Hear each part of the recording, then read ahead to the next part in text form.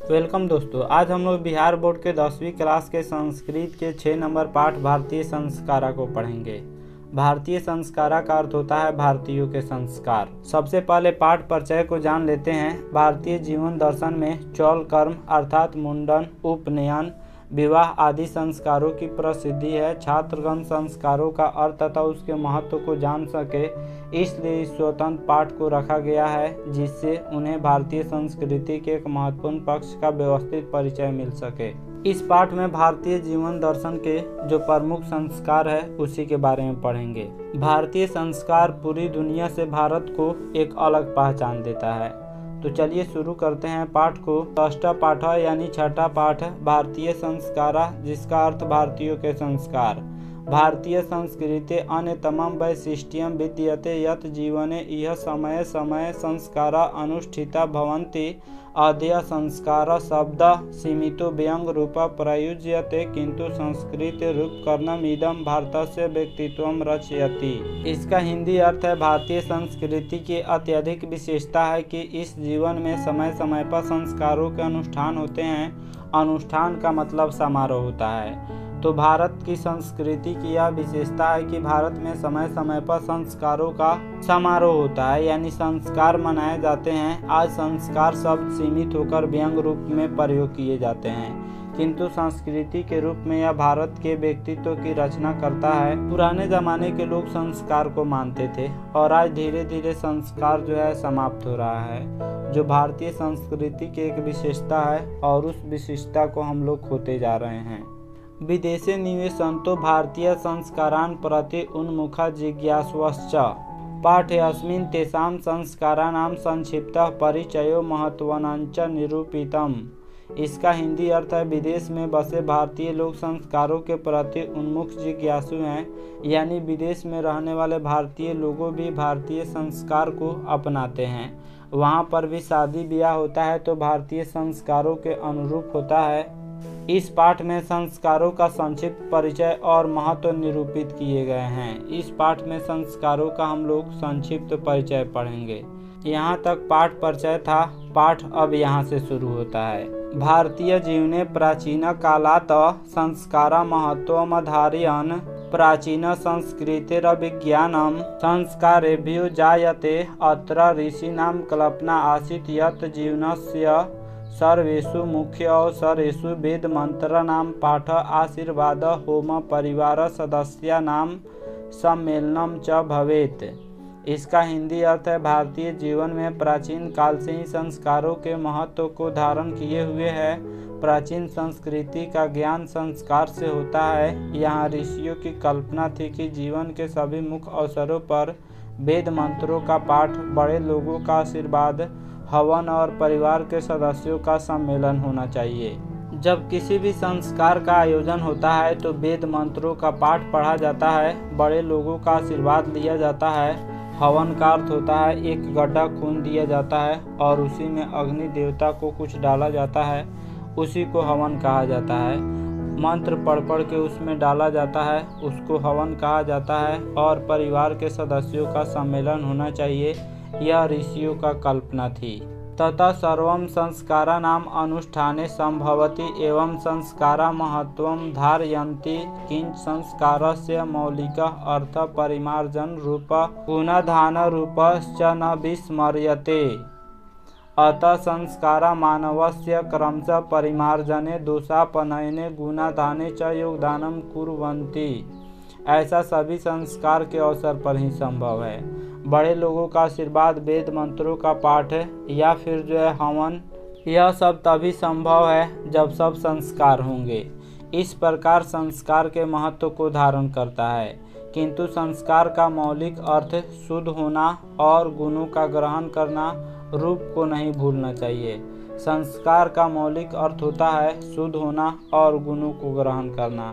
इसलिए सभी संस्कार मानव के क्रम से शुद्ध करने में, दोषों को दूर करने में और गुणों को ग्रहण करने में योगदान करता है। संस्कार परायण पंच विद्या संति जन पूर्वस्त्रय शैशवा षट शैक्षणिका पंच गृह संस्कार विवाह रूप एक मरणोत्तर संस्कार चैक एवं षोडश संस्कारा भवन्ति।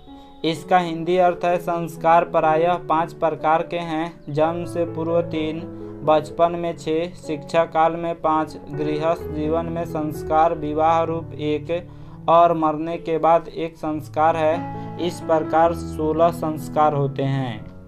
कुल संस्कारों की संख्या 16 हैं और संस्कार 5 प्रकार के होते हैं। जन्म से पहले 3 संस्कार होते हैं, बचपन में 6 संस्कार होते हैं, शिक्षा काल में 5 संस्कार होते हैं और गृहस्थ जीवन में विवाह 1 संस्कार होता है तथा मरने के बाद अंत्येष्टि संस्कार होता है जिसमें दाह संस्कार किया जाता है। जन्म पूर्व संस्कारेषु गर्भाधानम पुंसवनम सीमंतोनयनम चेति त्रयो भवन्ति।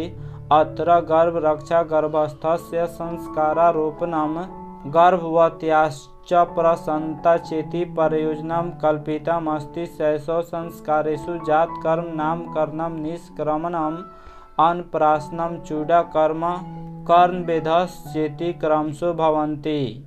इसका हिंदी अर्थ है जन्म से पूर्व के संस्कारों में गर्भाधान, पुंसवन और सीमांत ये 3 होते हैं।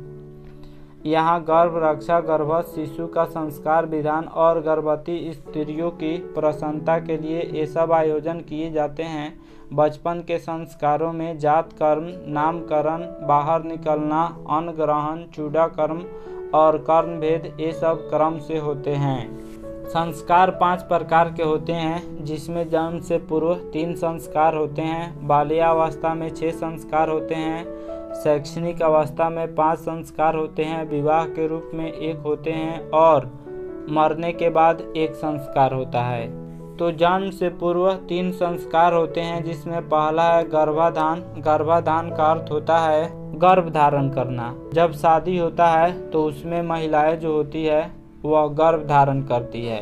उसके बाद पुंसवन संस्कार होता है। पुंसवन संस्कार का अर्थ होता है महिलाओं का देखभाल किया जाता है। यह 3 माह पर मनाया जाता है। इसमें माता का आहार व्यवहार को संतुलित बनाने का प्रयास किया जाता है। माता का देखभाल किया जाता है यानी गर्भवती महिलाओं का देखभाल किया जाता है। और सीमांत संस्कार होता है। सीमांत संस्कार प्रायः 6 माह से 8 माह पर मनाया जाता है। इसमें पति पत्नी की मांग भरते हैं। ये संस्कार तीनों क्रम से होते हैं। यहाँ गर्भ रक्षा गर्भस्थ शिशु का संस्कार विधान और गर्भवती स्त्रियों की खुशी के लिए ये सब आयोजन किए जाते हैं। यह तीनों जो संस्कार हैं वह गर्भवती महिलाओं को खुश करने के लिए किया जाता है। बचपन के संस्कार में जात कर्म है। जात कर्म का अर्थ होता है मंत्र पढ़ना। वेद मंत्र पढ़ा जाता है बच्चों के बुद्धि के लिए। बच्चों को मेधावी बनाने के लिए मंत्र पढ़ा जाता है। उसके बाद माँ जो होती है वह स्तनपान कराती है यानी बच्चों को दूध पिलाती है। फिर नामकरण, उस बच्चे का नाम रखा जाता है। फिर बच्चा जब 3 माह का हो जाता है तो उसे घर से बाहर निकाला जाता है सूर्य की रोशनी में और समाज में घुलाया मिलाया जाता है। उसके बाद फिर बच्चा अन्न ग्रहण करता है और चूडाकर्म का अर्थ मुंडन होता है। उसके सर को मुंडन किया जाता है और कर्णभेद संस्कार में कान को छेदा जाता है। तो कर्णभेद जो संस्कार होता है वह महिलाओं में होता है, पुरुषों में ना के बराबर होता है। ये सब संस्कार क्रम से होते हैं। शिक्षा संस्कारेषु अक्षरारंभ उपनयनम वेदारंभ के शांत समापवर्तनं चेति संस्कारा प्रकल्पिता। अक्षरारंभे अक्षर लेखनम अंक लेखनम च शिशु प्रारभते। उपनयन संस्कारस्य अर्थः गुरुणा शिष्यस्य स्वगृहे नयनं भवति। तत्र शिष्यः शिक्षा नियमान् पालयन् अध्ययनं करोति। ते नियमा ब्रह्मचर्यव्रते समाविष्टा। हिंदी अर्थ है शिक्षा संस्कारों में अक्षरारंभ, उपनयन, वेदारंभ, केशांत और समापवर्तन संस्कार होते हैं। अक्षरारंभ अक्षर लेखन और अंक लेखन बच्चा आरंभ करता है। उपनयन संस्कार का अर्थ गुरु के द्वारा शिष्य को अपने घर में लाना होता है। वहाँ शिष्य शिक्षा नियमों का पालन करते हुए अध्ययन करता है तथा ब्रह्मचर्य व्रत का पालन करते हैं। अक्षरारंभ संस्कार में बच्चा जो होता है वह अक्षर लेखन और अंक लेखन सीखता है और उपनयन संस्कार में बच्चा गुरु के घर जाता है और वहाँ शिक्षा नियमों का पालन करके शिक्षा ग्रहण करता है।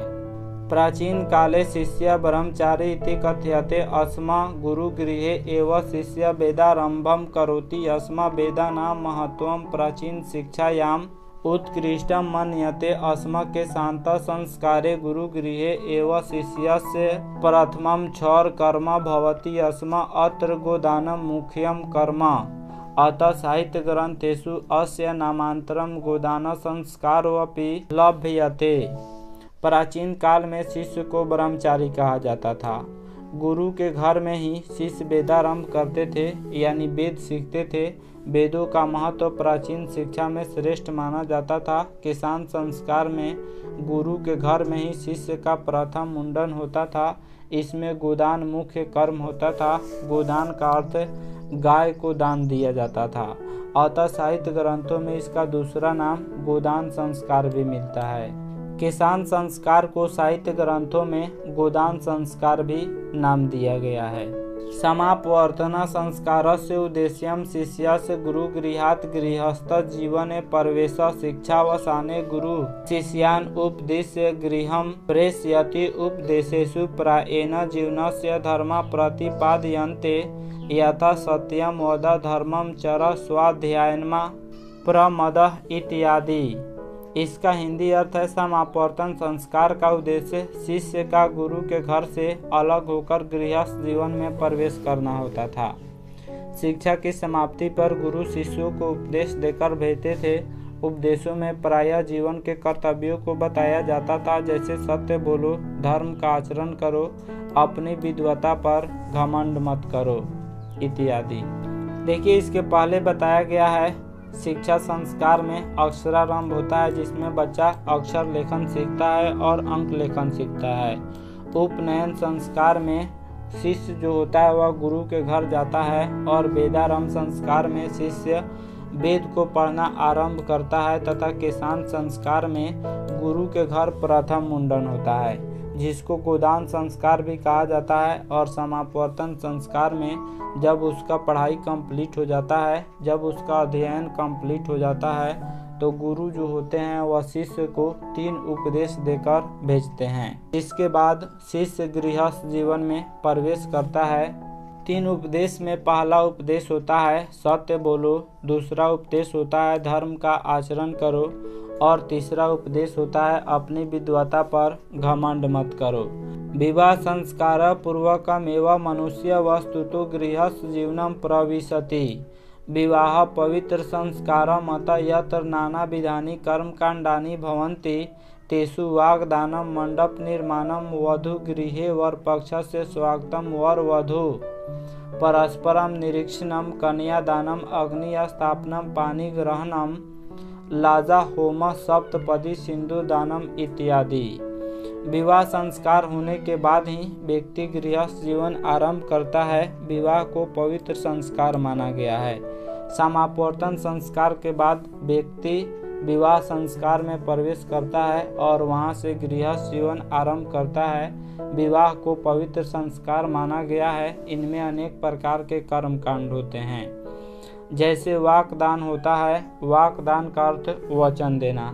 पहले वचन दिया जाता है, फिर मंडप का निर्माण होता है, उसके बाद वधू के घर वर पक्ष का स्वागत यानी दुल्हन वाले दूल्हे वालों का स्वागत करते हैं। फिर वर वधू यानी दूल्हे दुल्हन का निरीक्षण होता है। उसके बाद कन्यादान होता है, फिर अग्नि की स्थापना की जाती है और फिर पानी ग्रहण होता है। पानी ग्रहण का अर्थ होता है एक रस्म जिसमें पति अपने होने वाले पत्नी का हाथ पकड़ता है, यानी स्त्री को पत्नी के रूप में स्वीकारने हेतु हाथ पकड़ना, उसी को पानी ग्रहण कहा जाता है। धान के लवे से हवन होता है, फिर सप्तपदी होता है। सप्तपदी का अर्थ वर वधू द्वारा अग्नि के 7 चक्कर लगाना। वर वधू जो होते हैं वह अग्नि के 7 चक्कर लगाते हैं। फिर सिंदूर दान होता है आदि। यह सब विवाह संस्कार में होता है। सर्वत्र समान रूपेण विवाह संस्कारस्य प्रायेण आयोजनं भवन्ति तदनन्तरं गर्भाधानाद्य संस्कारा पुनरावर्तन्ते जीवन चक्रम च भ्रमति मरणादंतरम अंत्येष्टि संस्कार अनुष्ठीयते एवं भारतीय जीवन दर्शनस्य महत्वपूर्णम उत्पादनम संस्कारः इति। इसका हिंदी अर्थ है वैवाहिक परंपरा सभी जगह एक जैसा ही है। इसके बाद गर्भाधान संस्कार तथा अन्य संस्कार होते हैं। मृत्यु के बाद दाह संस्कार किया जाता है। इस प्रकार भारतीय जीवन दर्शन का महत्वपूर्ण स्रोत ये संस्कार हैं। विवाह संस्कार के बाद मरने के बाद एक संस्कार होता है जिसको अंत्येष्टि संस्कार कहा जाता है। मृत्यु के बाद दाह संस्कार किया जाता है और फिर व्यक्ति बचपन में आ जाता है। फिर से गर्भाधान संस्कार और अन्य संस्कार शुरू होने लगते हैं। तो इस तरह गर्भाधान से लेकर अंत्येष्टि संस्कार के बारे में कुल 16 संस्कारों के बारे में हम लोगों ने पढ़ा। आशा करता हूँ यह वीडियो आप सब किसी को काफ़ी पसंद आया होगा। हमारे चैनल को सब्सक्राइब करें, इस वीडियो को लाइक करें तथा अधिक से अधिक शेयर करें। Thanks for watching my video.